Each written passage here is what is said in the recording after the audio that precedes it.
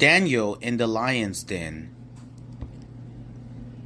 King Darius liked Daniel and made him a leader in his kingdom. But some of the other leaders were jealous of Daniel. They spied on him as he prayed and made a plan to get rid of Daniel. The jealous leaders soon made a law that said whoever prayed to God should be given to the lions. So Daniel was thrown into the lion's den. Daniel kept his faith in God. He prayed for God to keep him safe. God did, by closing the lion's mouth. The next morning, King Darius was overjoyed that God kept Daniel safe.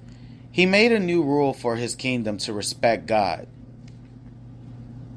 The end.